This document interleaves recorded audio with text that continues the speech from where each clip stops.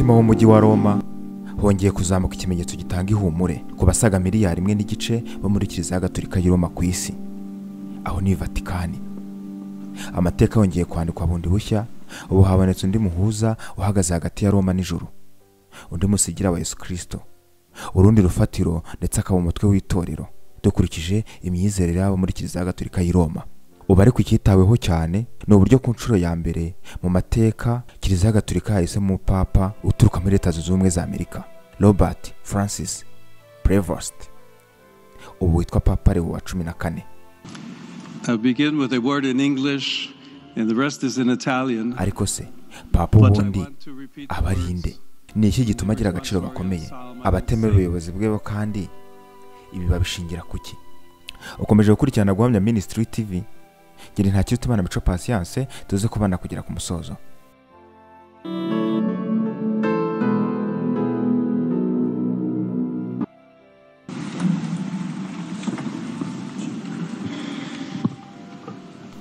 Hashize iminsi mikeya Papa mushya amenyekanye, ndetse harimo ibyatunguranye ari byo kuba ari umunyaleta Zunze Ubumwe za Amerika. Ibi byabaye nyuma gato yaho nyakubahwa Perezida Donald Trump yari yakoze ifoto ye yigaragaza nka Papa ukurikiyeho.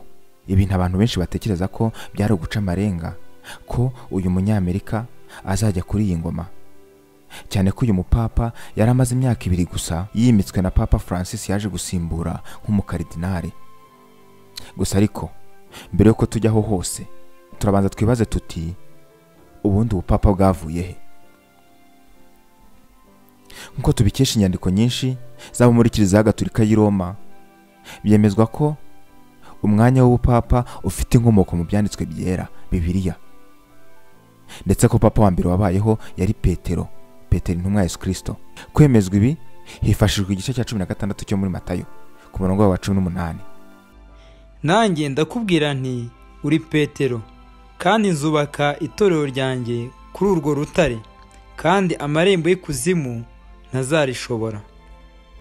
Mu mpindura amagambo z'ikinyarwanda bivuga ngo kuri urwo rutare, ariko mu cyongereza ugerageje kubihindura neza mu kinyarwanda bivuze ngo kuri uru rutare, on this rock. Ibyo ariko byakomejwe nuko byizerwa ko Petero yaba ari we wabaye umwepiskopi wa mbere w'i Roma. Bityo amagambo Kristo yamubwiye kuba yaragumye ari umwe mu bayobozi mu ntumwa mu itorero ryo hambere, kuba kandi yarayoboye i Roma, ibyo nibyo bishingirwaho bemeza ko yaba ari we Papa wa mbere wabayeho. Nkuko tubizi yuko icyicaro cy'ubupapa kibi Roma i Vatikani, niho buri mupapa wese utowe ajya gukomereza imirimo ye. Through the ministry of Peter, you have called me to carry that cross and to be blessed with that mission. Petero koko yakomeje ari umwe mu bakuru mu ntumwa. Icyakora ntaho tubona yabaye ufatira ibyemeza intumwa cyangwa se umuntu abandi bose baza gushakaho ko ari we byavuye ku Mana cyangwa se ibindi bintu bifite ubutware buruta ibyo abandi bari gutanga, nk'uko bimeze ubu kuri Papa. Uko tubona we na Yakobo na Yohana bakoreraga hamwe mu itorero ry'i Yerusalemu. Ariko abashimwa ko ari bakuru uko bameraga kera simbyitayeho, kuko kubwanjye byose bimwaniye. Imana ntirobanura abantu ku butoni. Abo bashimwa ntacyo banyongereho kubyo nigishaga, ahubwo babona yuko nahawe ubutumwa bwo kwigisha abatakebwe nk'uko Petero yahawe ubwo kwigisha abakebwe. Kuko uwahaye Petero ubutware ngo atumwe ku bakebwe ari nawe wabumpaye nanjye ngo ntumwe ku banyamahanga. Nuko bamaze kumenya ubuntu nahawe, abo mvuga ni Yakobo na Kefa na Yohana, abashimwa ko ari inkingi, badusezeranira njyewe n'Abarinaba ko bazafatanya natwe, babihamirishije gukorana mu ntoki, ngo twebwe tujye mu banyamahanga nabo bajye mu bakebwe. Mu Bagalatiya igice cya 2:6-9. Nyamara saho gusa ibyakozwe n'inkungi cya 15 mu nama ya mbere y'itorero yigaga ku kibazo cy'uburyo abo mu bakebwe bari kwigisha abanyamahanga bo mu batakebwe ko bagomba gukurikiza imihango kugira ngo bakunde babe bakijijwe. Yari imigenzo bari barahawe na Musa. Petero yasobanuye ku muhamagaro w'Imana ku banyamahanga, ndetse n'ibimenyetso Imana iri gutanga ku bakijijwe ko ari bimwe neza n'ibyo mu bakebwe. Hanyuma Yakobo afata umwanzuro agira ati, barangije kuvuga Yakobo aravuga ati, bagabo bene data munyumve, Simoni yabatekerereje uko Imana yatangiye kugenderera abanyamahanga kubatoranyamo ubwoko bwo kubaha izina ryayo. Amagambo y'abahanuzi ahura n'ibyo nk'uko byanditswe ngo, hanyuma y'ibyo nzahindukirira nongere nubake inzu ya Dawidi yaguye, nzasana ahasenyutse hayo nyihagarike, kugira ngo abantu basigaye bashakane Uwiteka n'abanyamahanga bose bitirirwe izina ryanjye. Niko Uwiteka avuga, ari we ukora ibyo byose, abimenye uhereye kera kose. Nicyo gituma ku bwanjye ntegeka ko tureka kurushya abo banyamahanga bahindukirira Imana, ahubwo tubandikire ngo bareke ibihumanye by'ibishushanyo bisengwa no gusambana n'ibinizwe n'amaraso, kuko uhereye kera kose Mose afite mu midugudu yose ababwiriza ibye. Ni mu Byakozwe n'Intumwa igice cya 15 umurongo wa 13 kugeza 21. Usuzumye neza iyi mirongo yose nta hantu wabona ko Petero yigeze akoresha ubutware hejuru y'izindi ntumwa, ahubwo tubona ko yari umuntu usanzwe ndetse washoboraga no gucyahwa n'izindi ntumwa ngenzi ze, nk'uko tubibona mu Bagalati igice cya 2 umurongo wa 11. Ariko ubwo Kefa yazaga muri Antiyokiya namugishije impaka duhanganye, kuko yarebonetsweho n'umugayo. Iki mukibike muraza kugenda mubona uburyo gitandukanye cyane n'icyo ubupapa bufite ubu ngubu. Ku rundi ruhande ariko abahakanye imyizerere ya Kiliziya Gatolika ntibemeranwa n'iki gitekerezo ubwacyo uhereye mu mizi yacyo, aho bavuga ko Kristo ari we nyiri itorero kandi akaba ari we mutwe waryo, ndetse basobanura ko Kristo yavugaga ngo uru rutare nko kuvuga yuko yivugaga we ubwe. Ariko kandi n'abandi bakanavuga ko yavugaga uguhamya Petero yarahamije ko kuvuga ngo uri Kristo umwana w'Imana nzima, binashingiye ko Kristo yaramubwiye ngo ayo magambo ntabwo yibwiye ahubwo yabwiwe na Data wo mu ijuru. Nkaho bitarangiriye aho ariko hari n'iyindi mirongo nanone ikoreshwa igaragaza neza uburyo bidakwiye kugira igitekerezo cy'ubupapa. Mu rwandiko rwa mbere rw'Abikorinto igice cya 3 umurongo wa 11, Pawulo avuga ko nta rundi rufatiro rushobora gushyirwaho uretse urwashyizweho ariko Kristo. Mwibuke bisobanurwa ko Petero ari we wubatsweho itorero, mbese niwe rufatiro. No mu Befeso igice cya 2:20 itorero ryubatswe ku rufatiro rw'intumwa ndetse n'abahanuzi, Kristo akaba ari we buye rikomeza imfuruka, niko handitse. Ukurikije iki cyanditswe biragaragara ko ari benshi, si umuntu umwe wenyine ubwe, ahubwo ni benshi.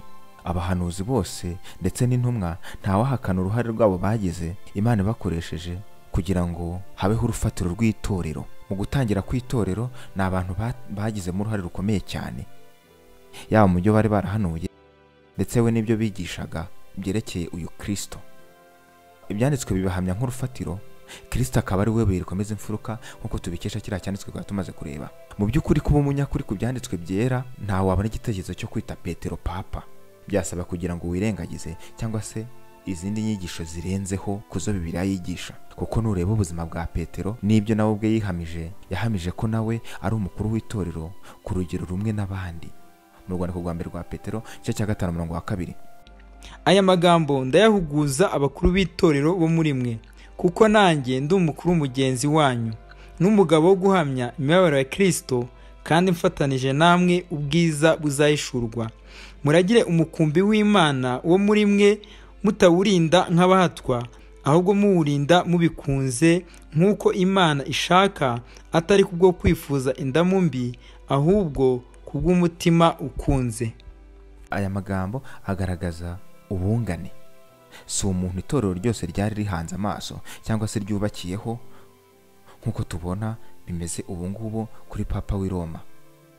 Icyo ntuze kukibagirwa. Papa we afatwa nk'umusimbura wa Yesu Kristo, bisobanura umuntu uhagarariye Kristo. Ibi byamenyekanye cyane bizamuwe n'umupapa wo mu kinyejana cya 12 witwaga Papa Innocent wa gatatu. Yarikoresheje cyane avuga ko Papa afite ububasha bwo hejuru mu itorero ryose. Ni mu buryo bw'uko hagombaga kubaho amatorero menshi, ariko ayo matorero yose akaba afatiye kuri rimwe. Muri ubu buryo mwumva ngo uyu ni umudugudu, iyi ni paruwase, iyi ni katedrale, mbese uko bigenda bikurikirana, bigenda bizamuka paka bigeze ahanyuma ariho Papa ayoboye, ariho hejuru y'ahandi hose. ari we uhabereye umutwe, ari we abandi bose bishyira munsi y'ubutware bwe. Ku rwego rw'isi yose papa nyine niwe uri hejuru muri Kiliziya Gatolika y'i Roma. Iki kintu ubwacyo cyangwa se igitekerezo ntabwo dushobora kukibona mu byanditswe byera, kubera yuko ntabwo muri Efeso wari umudugudu w'Abatesalonike noneho ngo i Roma habe katedrale yaho, ahubwo i Roma ryari ukwaryo, Efeso hari ukwaho, ndetse n'Abatesalonike hari ukwaho. Buri torero riba riri ukwaryo, riyobowe ukwaryo n'abakuru b'itorero baryo. Ibi mu bupapa ntabwo ari byo, ndetse n'abandi benshi bagenda babiyoberamo batabizi. Papa kugira ngo abe uhagarariye itorero ni uko nyine bisaba ubwo busumbane, noneho we agasigara ari ku rwego rwa nyuma, ari we uri hejuru ya bose, bose bishyira mu biganza bye.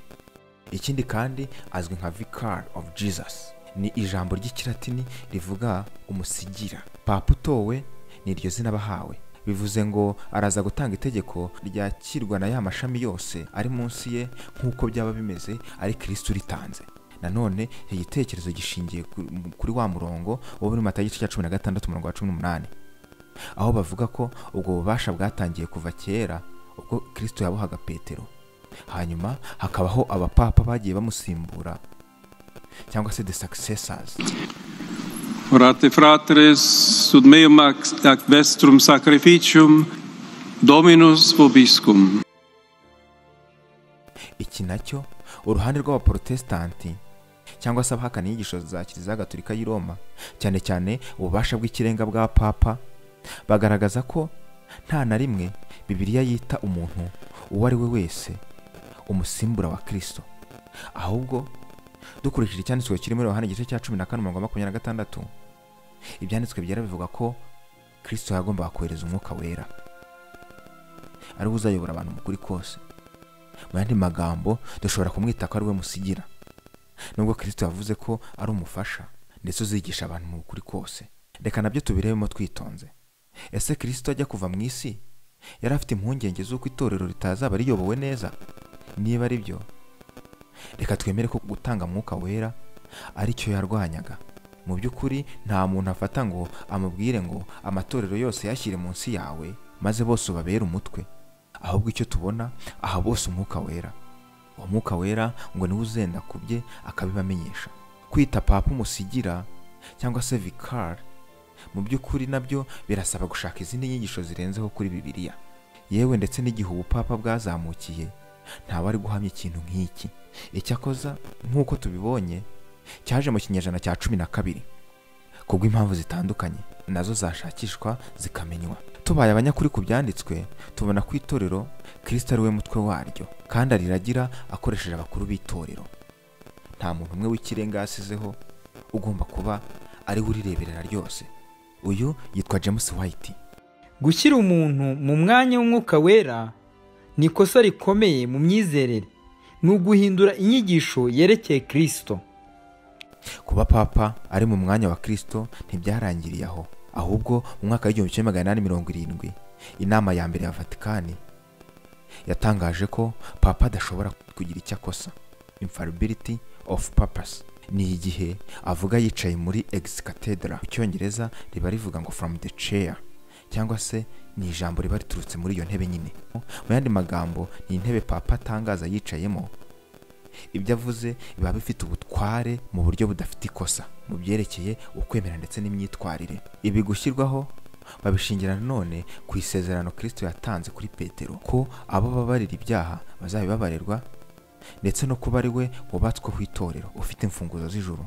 Ibi rero biha papa ubushobozi bwo kwitwa nyir'ubutungane, ari byo bimuha gutangaza yicaye mu ntebe, kandi ibyo atangaje bikaba bivuzwe mu buryo bwera bidafite ikosa. Yewe nta no kubishidikanyaho gushobora kubaho.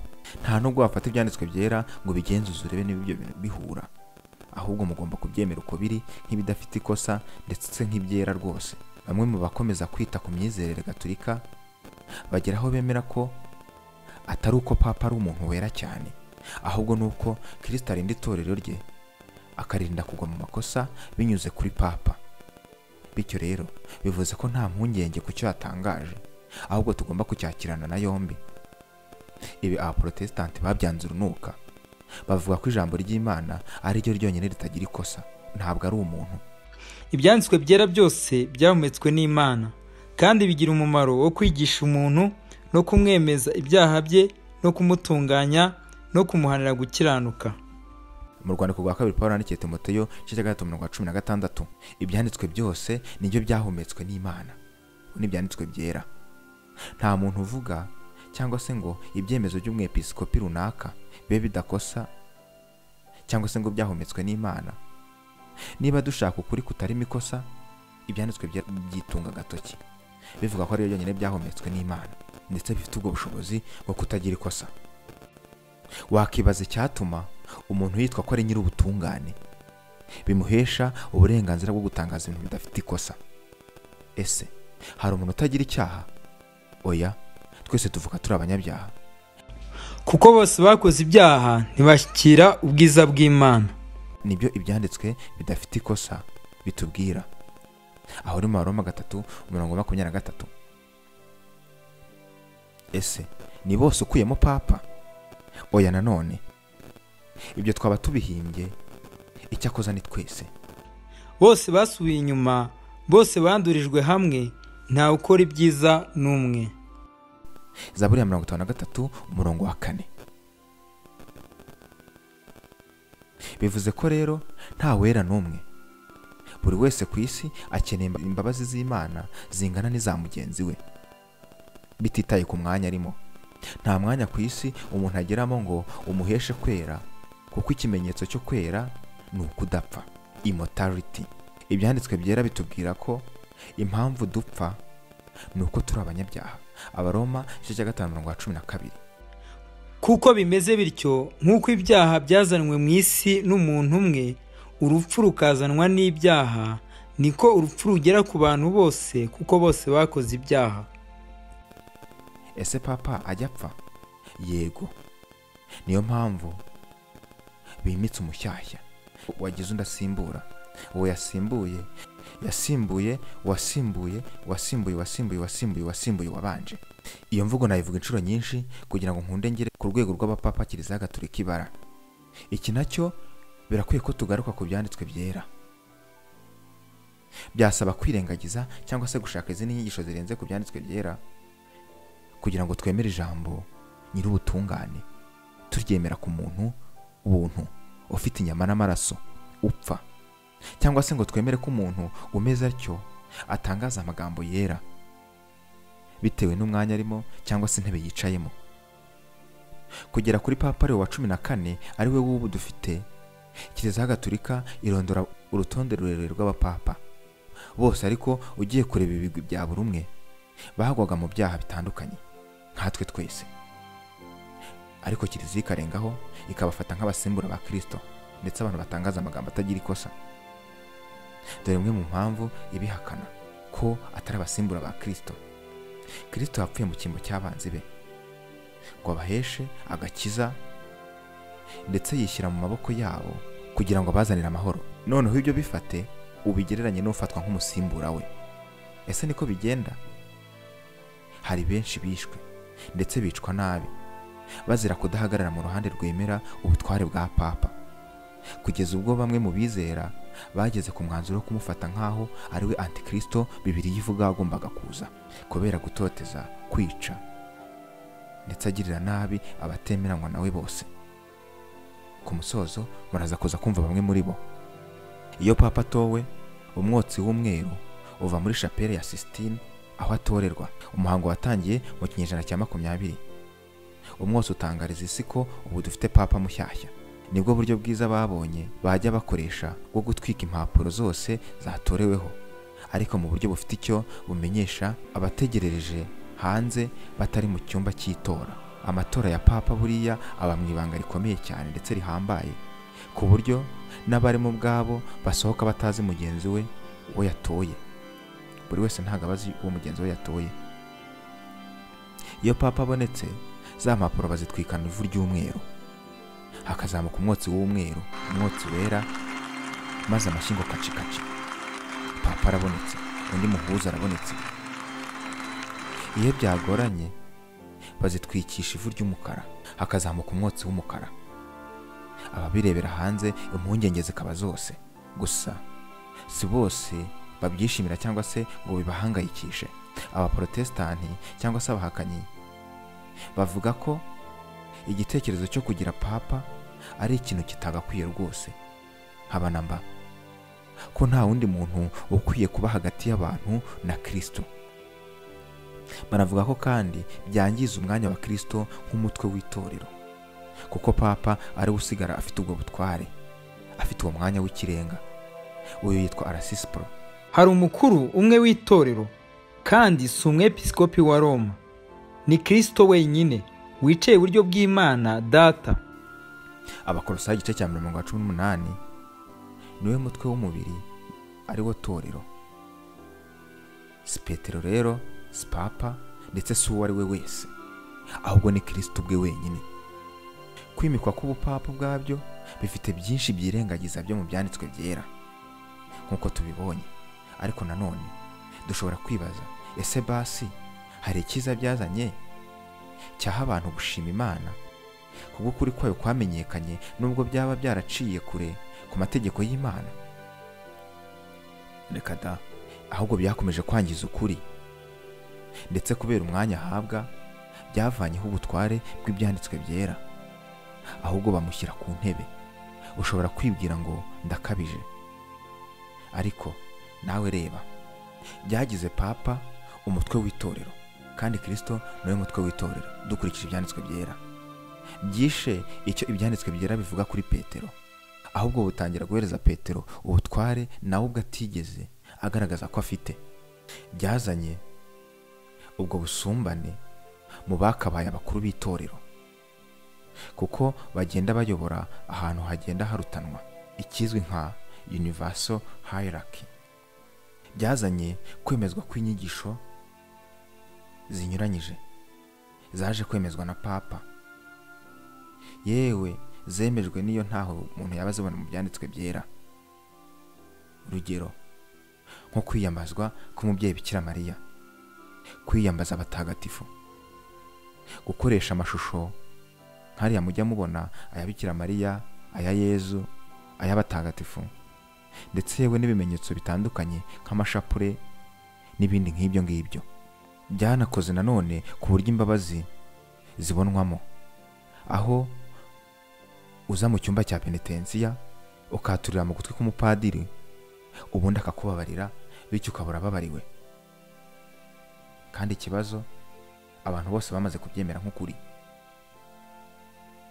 Ikindi nanone, byavanye Kristo ku mwanya wo kuba ari we muhuza wenyine uri hagati y'Imana n'abantu, ahubwo hajyamo Mariya, abatagatifu ndetse n'abamarayika.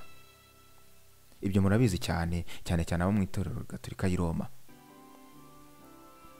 Ibyo byose ni ibintu bitari mu byanditswe byera, tutabonaga ndetse no mu itorero ryo hambere, mbere yuko Kiliziya Gatolika yihuza na leta ya Roma, ariho haje kuva izina Gatolika y'i Roma. Murumva namwe yuko ababyise babonaga yuko ari ikindi kintu cyajemo bitandukanye n'imyizerere yari isanzwe mu itorero.